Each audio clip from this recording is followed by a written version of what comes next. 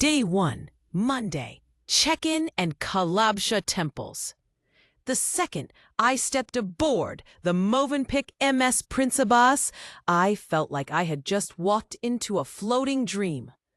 The scent of polished wood and fresh flowers hit me first, subtle, elegant, promising. My cabin, spacious and welcoming, with soft linens and panoramic views of Lake Nasser, stretching like melted gold beyond the glass. After a quick freshen-up, we headed out to explore our first stop, the Kalabsha temples. Walking through this massive sandstone structure, I was completely captivated by the grandeur, the columns, the silence, the stories etched into the walls. It was my first real taste of Nubian magic, and I was spellbound. The temple, originally dedicated to the sun god Mandulis, felt both ancient and alive. Summary of the day. That first look at the lake from my cabin window. I knew something unforgettable had just begun. Day 2, Tuesday, Wadi Seboua, Dhaka, and Maharaka temples.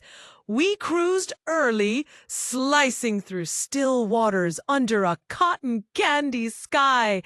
I sat alone on the sun deck with a cup of Egyptian coffee, watching sand dunes roll by like silent waves.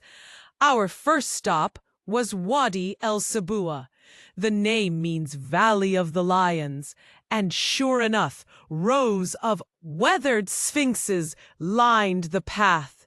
It felt surreal, like I'd stumbled into a hidden realm. Then came the Temple of Dhaka with its Greco-Roman flair. I loved the mix of cultures, the crisp lines, the elegance, the calm energy that clung to the stones. Last was Maharaka Temple, small but mysteriously charming. Its spiral staircase still survives, and as I climbed it, I imagined priests once doing the same, centuries ago. Wind in my hair, history under my feet. I felt fully alive. Summary of the day. Standing among the lion statues of Wadi Seboua gave me actual goosebumps. Day 3, Wednesday, Amada, Dare, and Penaut's tomb. The sun rose with fire over the lake, and we reached Amada Temple, my favorite so far. This one hasn't been worn down by the wind, so the wall carvings still hold their color. I stared at painted battle scenes, completely amazed by the skill and storytelling. It was like an ancient comic book written in stone. Next, we visited the Temple of Dare. Smaller, darker, but incredibly moving. The silence inside pressed around me like a secret waiting to be told. And then, the Tomb of Penaut, a rare treat. It felt intimate, humble, yet rich in emotion. Penaut's story is told in such tender detail. It was like meeting him face to face across time.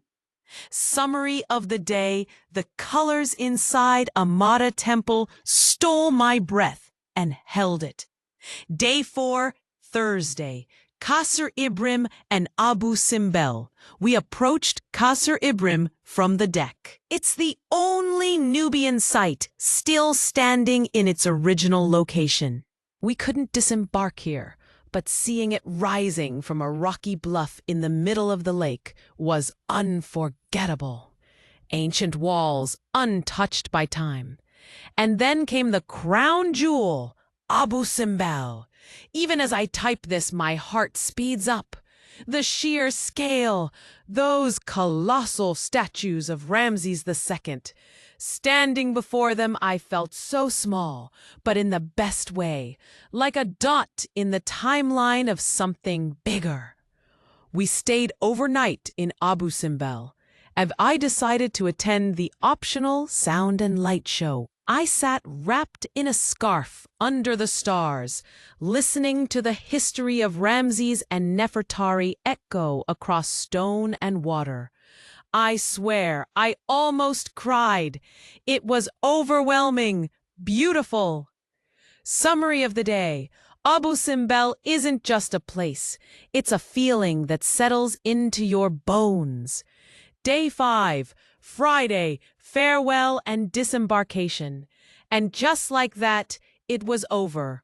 After Lake Nasser had changed something in me. It reminded me how vast history is, and how lucky we are to walk in its shadow. Summary of the day. Watching the cruise ship shrink behind me, I knew I'd left a little piece of my heart on board.